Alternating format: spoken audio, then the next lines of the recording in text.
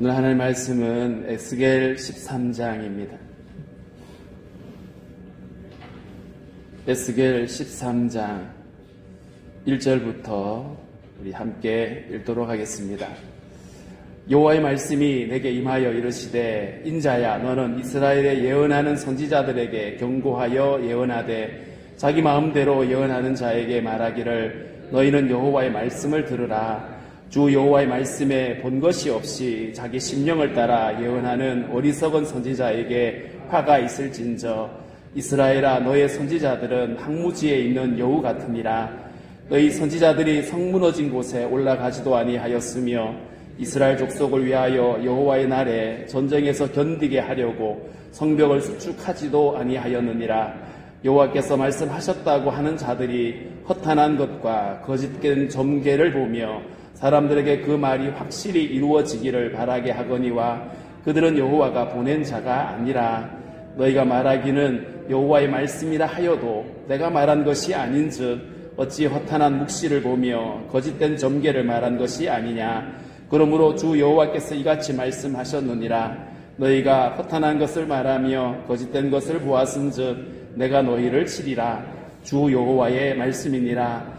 그 선지자들이 허탄한 묵시를 보며 거짓 것을 점쳤으니 내 손이 그들을 쳐서 내 백성의 공회에 들어오지 못하게 하며 이스라엘 족속의 호적에도 기록되지 못하게 하며 이스라엘 땅에도 들어가지 못하게 하리니 너희가 나를 여호와인 줄 알리라. 이렇게 칠 것은 그들이 내 백성을 유혹하여 평강이 없으나 평강이 있다 함이라. 어떤 사람이 담을 쌓을 때에 그들이 회치를 하는도다. 그러므로 너는 해칠한 자에게 이르기를 그것이 무너지리라. 폭우가 내리며 큰 우박덩이가 떨어지며 폭풍이 몰아치리니 그 담이 무너진즉 어떤 사람이 너에게 말하기를 그것에 칠한 회가 어디 있느냐 하지 아니하겠느냐. 그러므로 나 주 여호와가 말하노라. 내가 분노하여 폭풍을 퍼붓고 내가 진노하여 폭우를 내리고 분노하여 큰 우박 덩어리로 무너뜨리리라. 해칠한 담을 내가 이렇게 허물어서 땅에 넘어뜨리고 그 기초를 드러낼 것이라. 담이 무너진즉 너희가 그 가운데서 망하리니 나를 여호와인 줄 알리라. 이와 같이 내가 내 노를 담과 해칠한 자에게 모두 이루고 또 너희에게 말하기를 담도 없어지고 칠한 자들도 없어졌다 하리니 이들은 예루살렘에 대하여 예언하기를 평강이 없으나 평강의 묵시를 보았다고 하는 이스라엘의 선지자들이니라. 주 여호와의 말씀이니라. 너 인자야 너의 백성 중 자기 마음대로 예언하는 여자들의 경고하며 예언하여 이르기를 주 여호와의 말씀에 사람의 영혼을 사냥하려고 손목마다 부적을 끼어매고 키가 큰 자나 작은 자의 머리를 위하여 수건을 만드는 여자들에게 화 있을진저 너희가 어찌하여 내 백성의 영혼은 사냥하면서 자기를 위하여는 영혼을 살리려 하느냐. 너희가 두어 웅큼 보리와 두어 조각 떡을 위하여 나를 내 백성 가운데서 욕되게 하여 거짓말을 고지 듣는 내 백성에게 너희가 거짓말을 지어내어 죽지 아니할 영혼을 죽이고 살지 못할 영혼을 살리는도다. 그러므로 나 주 여호와가 이같이 말하노라. 너희가 새를 사냥하듯 영혼들을 사냥하는 그 부적을 내가 너희 팔에서 떼어버리고 너희가 새처럼 사냥한 그 영혼들을 놓아주며 또 너희 수건을 찢고 내 백성을 너희 손에서 건지고 다시는 너희 손에 사냥물이 되지 아니하게 하리니 내가 여호와인 줄을 너희가 알리라. 내가 슬프게 하지 아니한 의인의 마음을 너희가 거짓말로 근심하게 하며 너희가 또 악인의 손을 굳게 하여 그 악한 길에서 돌이켜 떠나 삶을 얻지 못하게 하였은즉 너희가 다시는 허탄한 묵시를 보지 못하고 전복도 못할지라. 내가 내 백성을 너희 손에서 건져내리니 내가 여호와인 줄을 너희가 알리라 하라. 아멘. 우리가 계속해서 에스겔을 보고 있는데 우리가 배경 설명을 다시 한번 조금만 하면요. 바빌론 군대가 유다 왕국을 두 번씩이나 쳐들어왔습니다. 첫 번째 쳐들어왔을 때에는 다니엘을 비롯한 왕족과 귀족들, 소년들을 데려갔어요. 그런데 두 번째 침공 때는 왕을 비롯해서 왕비와 그리고 많은 고관들과 제사장들 그리고 많은 기술자들을 데려갔어요. 기술자가 10,000명 가까이 끌려갔다고 하니까 대규모로 포로로 끌려갔습니다. 가족들과 함께 살다가 그냥 갑자기 적의 포로가 되어서 끌려간 것은 참으로 비극적인 일인 거죠. 끌려간 사람들은 거기서 하루속히 고국으로 돌아갈 날만을 학수고대하고 있고, 하나님이 어떻게 자기들을 좀 불쌍히 여겨서 하루속히 가족들에게 돌아갈 수 있는 날을 손꼽아 기다리고 있는 이런 상황에서 하나님이 함께 끌려갔던 에스겔이라고 하는 제사장을 선지자로 부르셨어요. 그리고 하신 말씀이 돌아갈 생각 하지 말라고 합니다. 왜냐하면 돌아가기를 원하는 그 땅도, 거기 남아있는 백성들과 예루살렘도 함께 망할 것이기 때문입니다.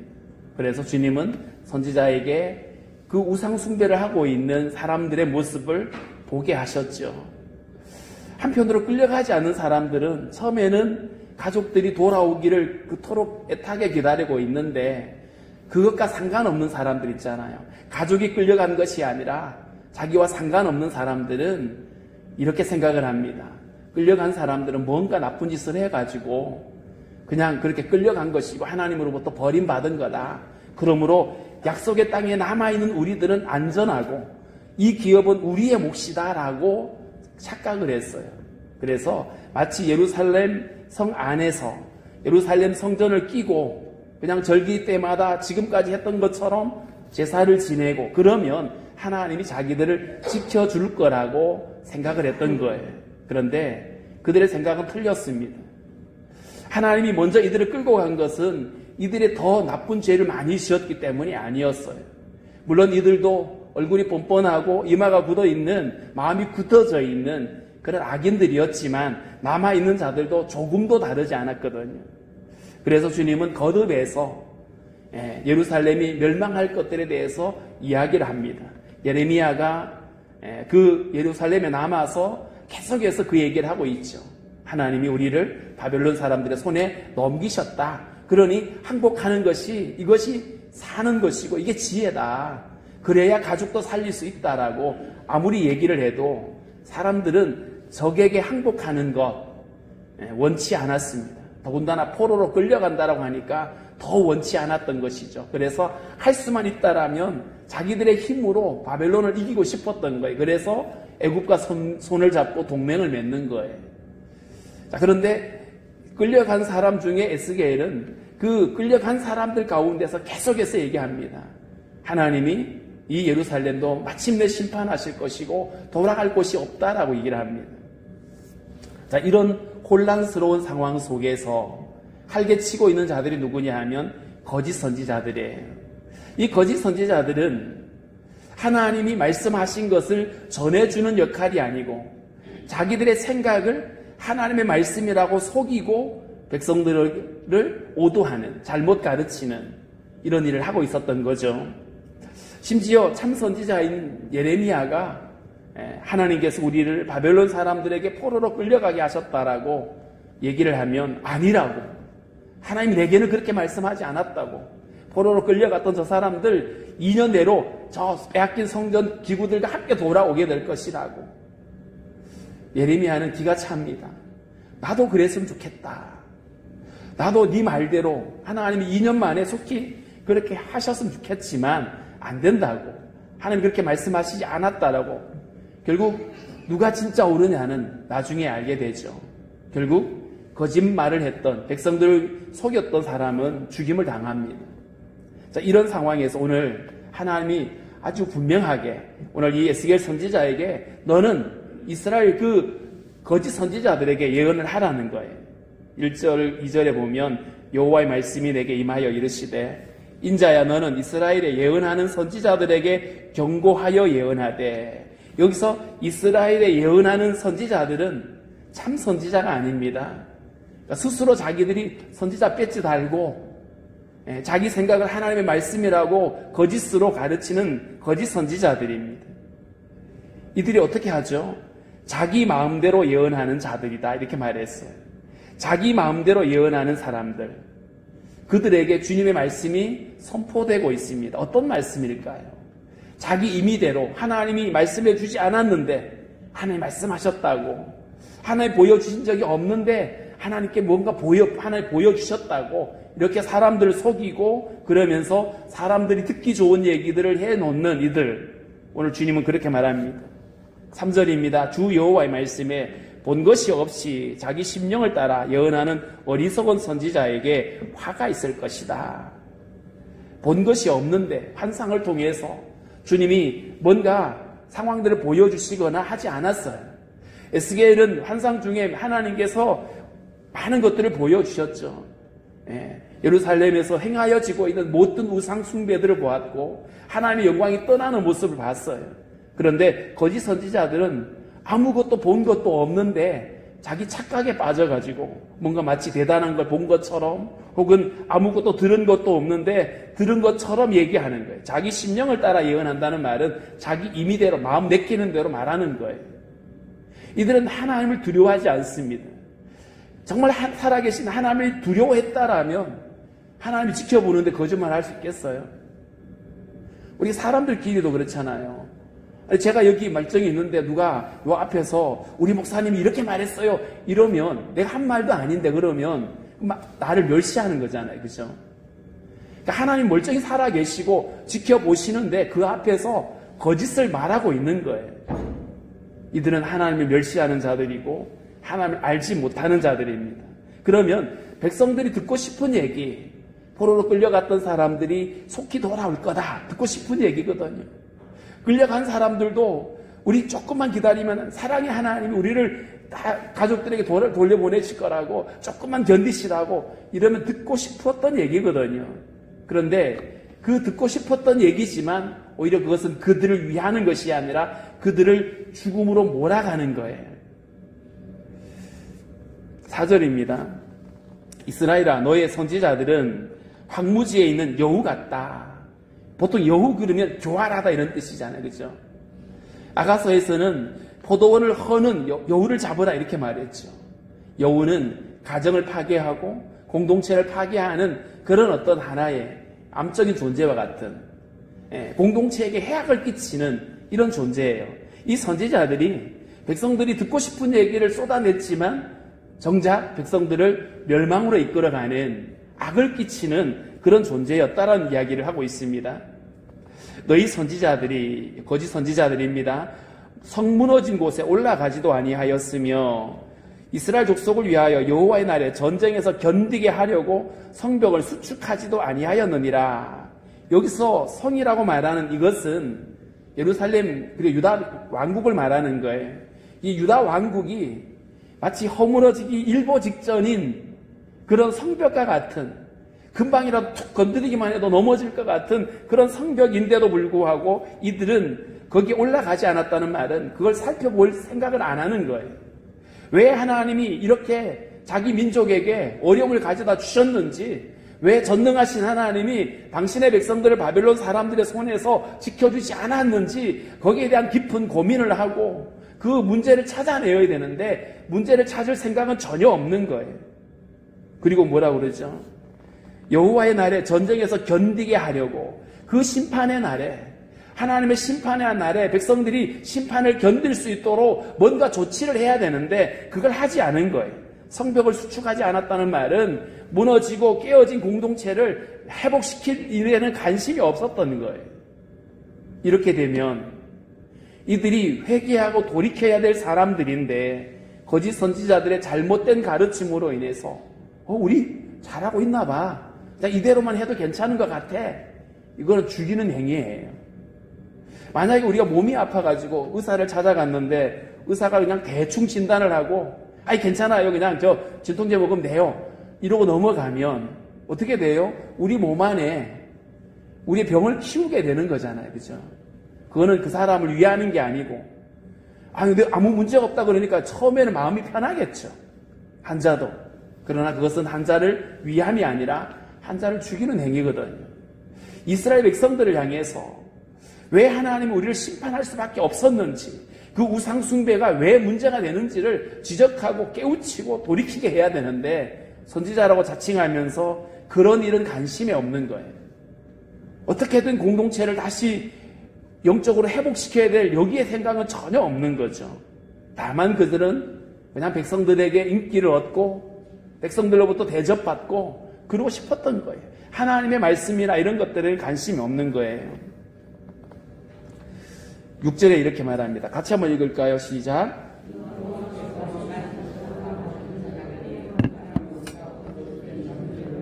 사람들에게 그 말이 확실히 이루어지기를 바라게 하거니와 그들은 여호와가 보낸 자가 아니라 7절도 있습니다. 너희가 말하기는 여호와의 말씀이라 하여도 내가 말한 것이 아닌즉 어찌 허탄한 묵시를 보며 거짓된 점괘를 말한 것이 아니냐. 아멘. 허탄한 것, 실체가 없는 거잖아요. 하나님이 약속하지 않았는데 하나님이 이렇게 약속하셨다고 말하는 건 허탄한 거예요. 실체가 없으니까요. 거짓된 점괘, 그러니까 실제가 아니고 정직한 것이 아닌 거예요. 그런데 그런 걸 가지고 백성들을 속여서 백성들이 저 선지자가 말했다고 2년이면 돌아온대, 조금만 우리가 참으면 돼, 이러고 있는 거잖아요. 그렇죠? 그런데 주님 말씀합니다. 그들은 여호와가 보낸 자가 아니다. 아무리 그들이 무슨 소리를 해도, 하나님이 내게 말씀하셨다고 별 얘기를 다 해도 주님이 내가 보낸 적이 없다라고 말씀하시는 거예요. 7절에도 너희가 말하기는 여호와의 말씀이라고 주장하지만 내가 말한 게 아니다. 그러니 어찌 너희들의 말이 허탄한 것이 아닐 수 있겠느냐라고 하시는 거예요. 거짓 선지자들은 특징이 주님이 보낸 자가 아닙니다. 주님이 부르신 적도 없고 보내신 적도 없는, 지가 임의로 배지 달고 선지자라고 주장하고 있는 거예요. 그리고 하나님의 말씀이 그들에게 주어지지 않았는데 하나님의 말씀이라고 거짓말로 사람들을 속이는 거예요. 주님이 내게 말씀하셨다고. 이런 자들이 결국 백성들로 하여금 회개할 기회를 빼앗았던 겁니다. 백성들에게 정직하게 하나님의 말씀을 받아 듣고 그리고 백성들을 가르쳐야 되는데 그걸 하지 않은 거예요. 하나님이 보내신 자가 아니고 주님이 말씀해 주지 않았는데 의도적으로 그것을 왜곡하고 속여서 사람들을 멸망의 길로 이끌어 갔던 사람들, 이들을 향해서 화가 있을 것이다 라고 말했어요. 어떤 화가 있을까요? 8절입니다. 그러므로 주 여호와께서 이같이 말씀하셨느니라. 너희가 허탄한 것을 말하며 거짓된 것을 보았은즉 내가 너희를 치리라. 주 여호와의 말씀이니라. 하나님이 그들 치시겠대요. 생명을 빼앗아 갈 수도 있고 다른 어떤 심판일 수도 있겠죠. 그런데 더 결정적인 얘기는 9절에 나와 있어요. 같이 있습니다. 그 선지자들이 허탄한 묵시를 보며 거짓 것을 점쳤으니 내 손이 그들을 쳐서 내 백성의 공회에 들어오지 못하게 하며 이스라엘 족속의 호적에도 기록되지 못하게 하며 이스라엘 땅에도 들어가지 못하게 하리니 너희가 나를 여호와인 줄 알리라. 아멘. 하나님은 거룩하신 하나님이시잖아요. 거룩하신 하나님이기 때문에 하나님 나라에 들어갈 수 있는 자격도 거룩한 자라야 들어갈 수 있거든요. 그런데 정직하지 못하고 거짓을 행하는 그들은 결코 하나님의 나라를 유업으로 받을 수가 없는 겁니다. 허탄한 묵시를 보고 거짓 것을 점치는 그들, 내가 쳐서 그들을 내 백성의 공회에 들어오지 못하게 하겠다. 하나님의 거룩한 공동체 안으로 못 들어오게 하겠다는 말은 그들이 더 이상 하나님의 백성일 수 없다라고 말합니다. 왜냐하면 이들은 하나님의 백성이 아니었던 거예요. 하나님의 말씀을 듣는 것이 아니라 속이는 거짓의 아비를 따랐기 때문이죠. 그래서 내 백성의 공회에 들어오지 못한다는 이 말은 하나님의 거룩한 백성, 하나님의 거룩한 자녀로 설 수 없다라고 하는 것을 말하죠. 이스라엘 족속의 호적에도 기록되지 못한다. 결국 내어 쫓김을 당하는 하나님의 백성도 아니고 이스라엘 거룩한 족보에도 들어갈 수 없는 것, 이게 오늘날 우리에게 적용이 되어진다라면 우리가 하나님의 거룩한 교회의 일원이 될 수 없다라는 얘기고, 더 나아가서 천국의 생명책에 기록이 될 수 없다라는 거예요. 거짓을 일삼고 하나님을 멸시하고 사람들을 멸망으로 이끄는 그는 더 이상 하나님의 종이 아니고 사단의 종이죠. 사탄의 하수인인 거예요. 사람들을 멸망으로 이끌고 있기 때문입니다. 이스라엘 족속의 호적에도 기록되지 못하고 이스라엘 땅에도 들어가지 못한다. 특별히 하나님 약속하신 이 가나안은 영적으로는 우리에게 하나님 나라를 말하는 거잖아요.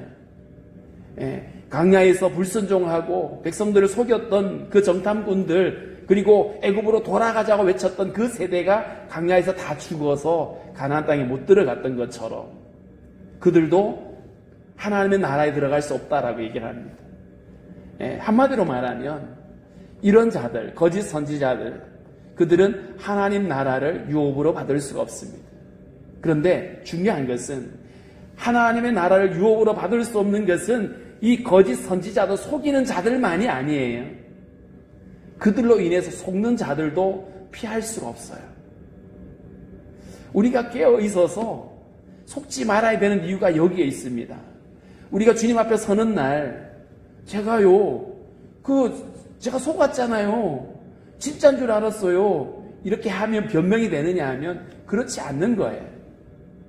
대부분 누가 속냐 하면요, 자기 욕심에 끌려서 속거든요. 하나님이 이렇게 말씀했는데 참 선지자의 말은 듣기 싫은 거예요. 왜냐하면 죄를 책망하니까. 자기들의 죄를 책망하는 선지자의 말은 외면하고 길을 막아버리고, 그런데 자기들에게 듣고 싶은 얘기를 달콤하게 해주는 사람들을 따라가는 것, 그 책임이 자기에게 있다라는 거예요. 그래서 우리는 깨어 있어야 돼요. 그리고 분별해야 됩니다. 하나님의 말씀을 우리가 있는 그대로 받아야지, 그걸 내 욕심과 나의 어떤 기대와 여기에 맞추면요, 거짓이 등장할 수가 있어요. 10절입니다. 이렇게 칠 것은 하나님 이들에게 화를 내리시고 진노하시는 까닭은 그들이 내 백성을 유혹하여 평강이 없으나 평강이 있다 함이라. 백성들은 지금 우리는 그냥 아무 문제 없다고 편안하다고 이렇게 말하는 게 그건 스스로 속이는 거잖아요. 분명히 하나님의 심판이 지금 눈앞에 있는데 그게 당장 보이지 않는다고 해서 우리 그냥 잘 먹고 잘 사니까 괜찮다고 말하면 그거 이상한 거예요. 분명히 선지자는 하나님의 심각한 진노가 임할 것이라고 거듭거듭 경고를 했음에도 불구하고 사람들은 이 멀쩡한 날에 무슨 그런 일이 있어? 마치 노아 시대에 노아가 방주를 만들면서 하나님의 심판을 얘기해도 사람들은 무슨 소리냐고, 이렇게 하늘이 맑은데 무슨 홍수가 세상을 덮는다고 말이 돼? 안 믿었죠. 평강이 없는데 심판이 임박했기 때문에 평강이 아니라 지금 아주 그냥 초비상인데, 그런데 사람들에게 평강하다 잘하고 있다, 괜찮다 이러고 있는 거예요. 이건 죽음으로 몰고 있는 거거든요. 그래서 주님이 그들을 향해 진노하시는 거예요. 하나님의 마음은 어떻게 해서라도 그 당신의 죄된 백성들을 구원하시고 회복시키기를 원하는 게 아버지의 마음인데, 거짓 선지자들이 나서가지고 괜찮다고, 하나님의 심판 따위는 없다고, 하나님 심판 한두 번 들어봤어? 그런 일은 결코 없어. 오늘날 많은 사람들이 그러잖아요. 그거 재림 얘기하는데 그 2000년 동안 아무 일도 없었잖아. 그거 괜히 겁주는 거야, 그냥. 이렇게 무시하는 거예요. 평강이 없는데 평강이 있다고 말하는 이들, 결국 이들은 백성들로 하여금 준비하지 못하게 하고 회개할 기회를 빼앗아 가버렸어요. 어떤 사람이 담을 쌓을 때에 그들이 회치를 하는도다. 그러니까 해치를 한다는 말은 금방 막 무너질 것 같은데 금이 가 있는데 그 위에다가 그냥 페인트 칠하는 거예요. 멀쩡한 것처럼.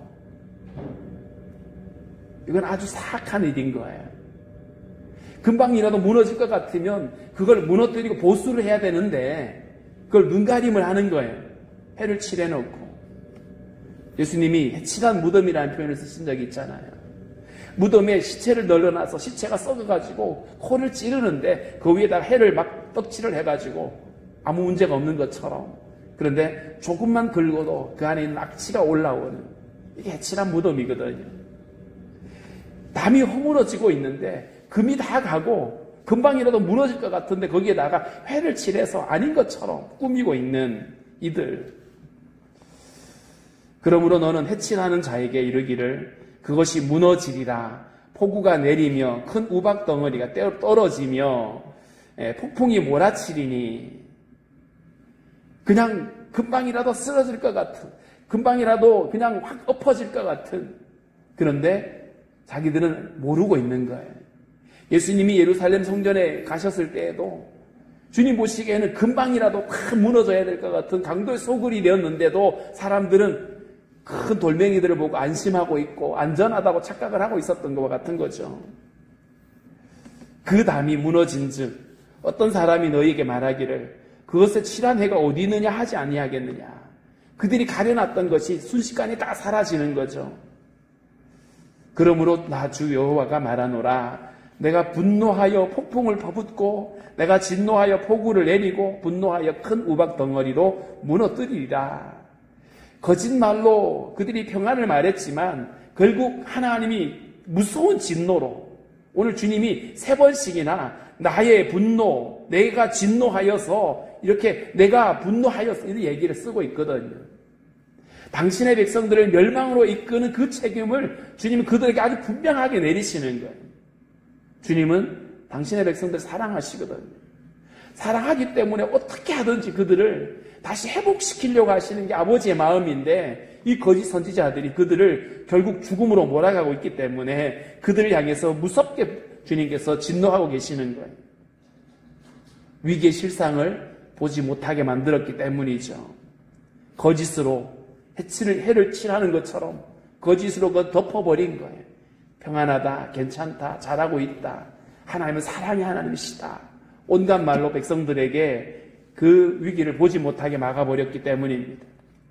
해칠한 담을 내가 이렇게 허물어서 땅에 넘어뜨리고 그 기초를 드러낼 것이다. 담이 무너진 즉 너희가 그 가운데서 망하리니 나를 여호와인 줄 알리라.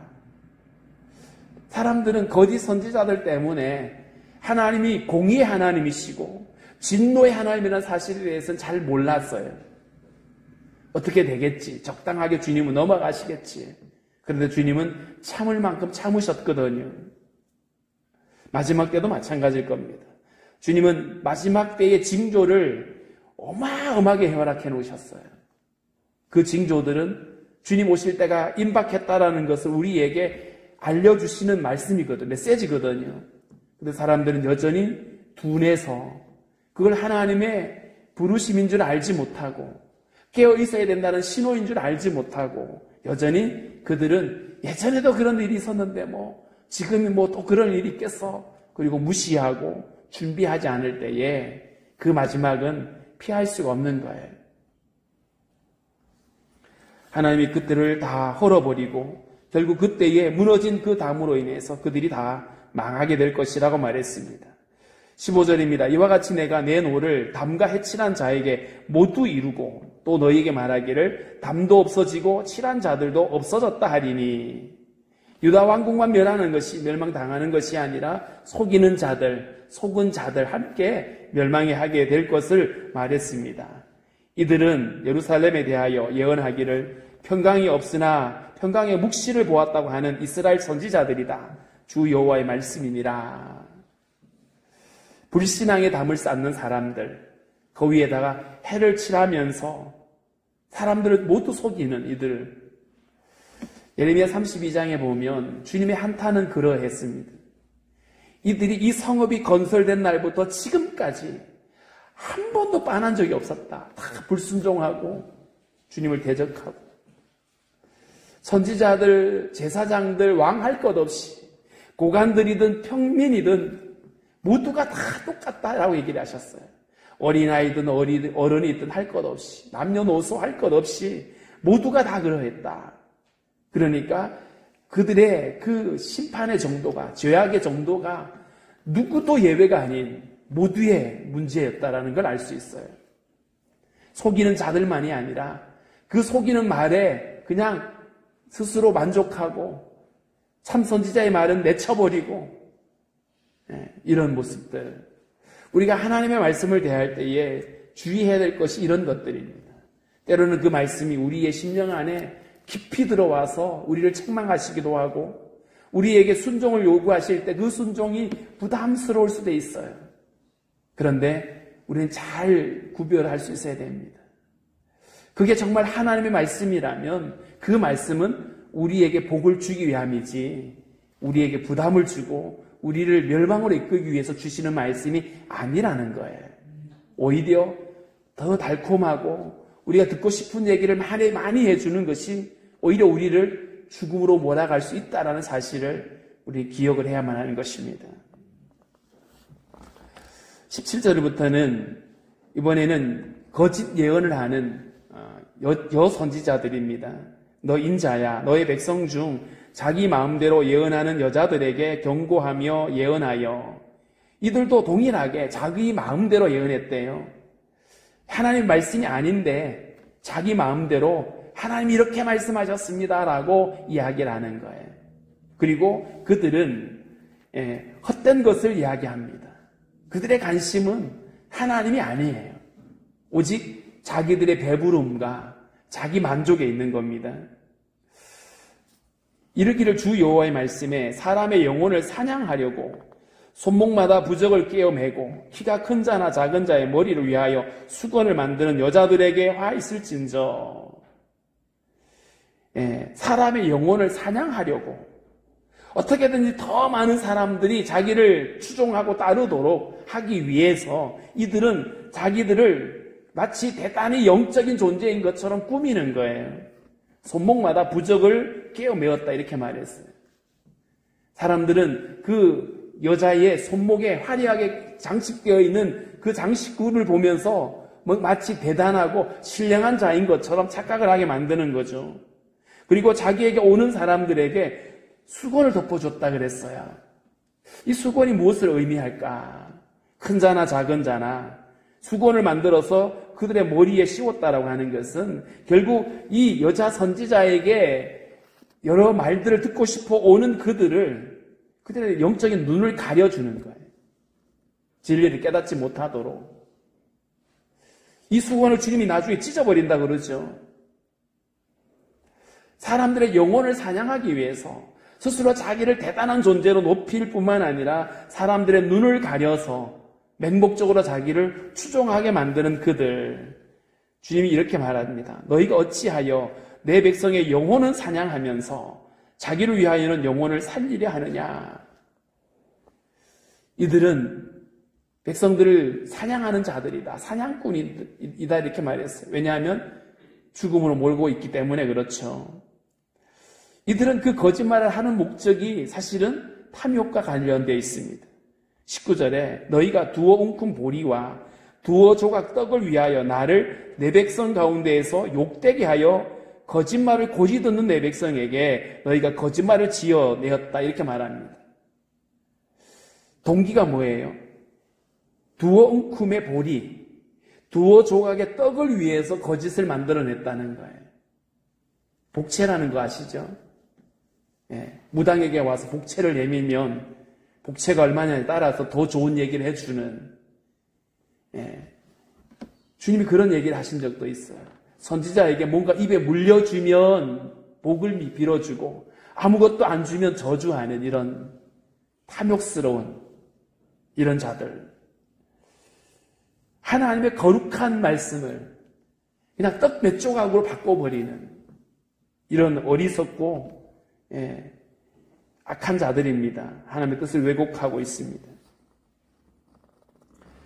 거짓말을 만들어내서 죽지 아니할 영혼을 죽였다.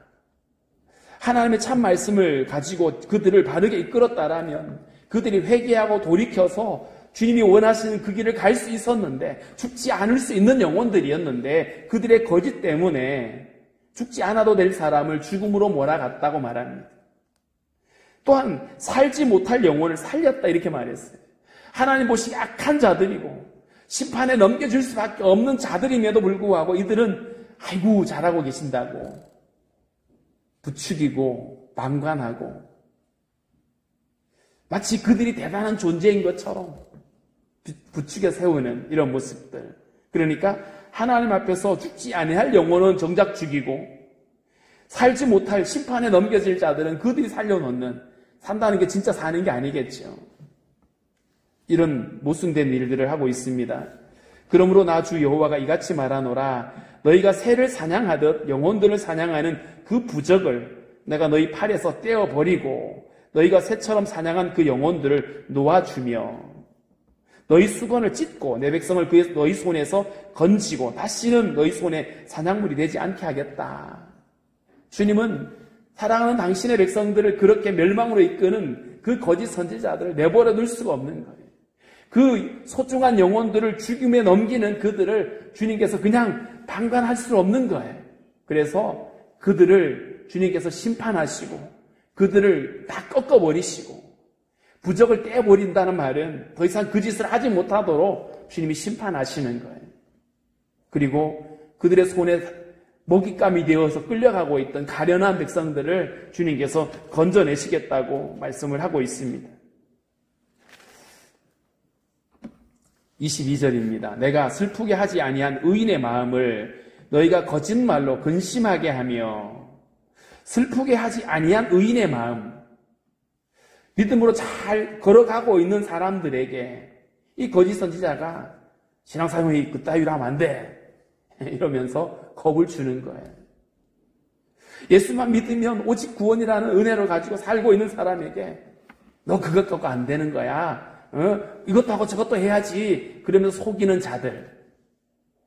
그걸 들은 사람들은 잘 가고 있다가도 누가 그러면 내가 뭐가 잘못하고 있는가 하고 근심하게 되거든요.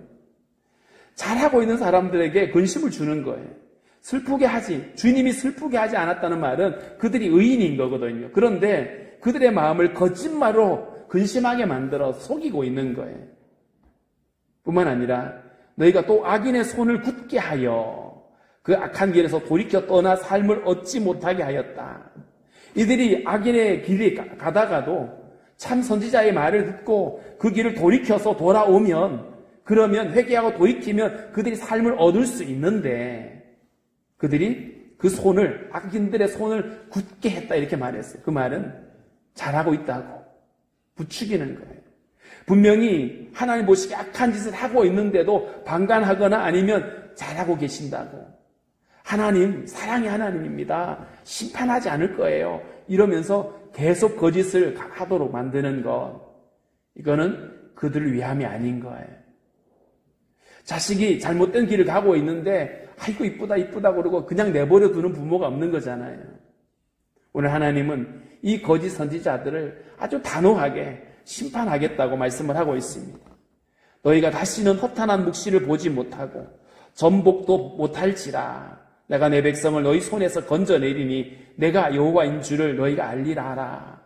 하나님은 거짓을 싫어하십니다. 악을 싫어하시거든요. 그래서 거룩하신 하나님, 그 거짓 선지자들이 뭐라고 속여도 하나님은 당신의 그 거룩함을 나타내시겠다고 거듭 말씀을 하고 있습니다. 오늘 우리는 이 본문의 이야기를 통해서 두 가지를 기도했으면 좋겠습니다. 첫 번째는 우리가 먼저 이 악한 세대에 영을 분별할 수 있는 지혜를 달라라고, 무엇이 진짜인지 무엇이 가짜인지를 분별할 수 있는 영이 있어야 됩니다. 자기를 대단히 영적인 존재로 꾸미고 하나님의 말씀이라고 입에 달고 아무리 얘기를 해도 우리가 분별하게 되면 그러면 이길 수가 있거든요. 엊그제 시찰회 모임을 했는데 저 정선에서 오신 목사님이 있어요. 정선 완전 골짜기거든요. 근데 그 목사님이 하시는 말씀이 그 골짜기에 온갖 이단들이 다 온대요. 신천지, 여호와의 증인, 그리고 또 하나님의 교회. 이단이란 이단은 다 찾아온다는 거예요. 분명히 우리가 살고 있는 시대에는 거짓 영들이 그리고 이단과 거짓 선지자들이 난무하는 시대입니다. 이때 우리가 하나님, 우리가 영을 분별할 수 있게 달라라고. 설령 그들이 무슨 병을 고치고 별일을 한다고 하더라도 속지 말아야 됩니다. 그래서 우리는 하나님의 말씀을 분명히 깨달을 수 있는 지혜를 달라라고 우리는 기도해야 되고요. 또 하나 기도해야 될 것은 우리 한국 교회 안에 이런 거짓 선지자가 더 이상 일어나지 못하도록, 발붙이지 못하도록, 특별히 앞서서 말씀을 전하는 사역자들이 하나님을 두려워하는 마음을 가지고 하나님의 말씀을 있는 그대로 전할 수 있는 그런 은혜를 달라라고. 자칫하면 자기도 모르게 사람들에게 초점을 맞추고 사람들의 눈치를 보게 되고 거짓을 만들 수 있거든요. 지도자들이 정직하게 하나님의 말씀을 전하는 통로가 되게 해달라고 우리 두 가지를 가지고 함께 기도하겠습니다.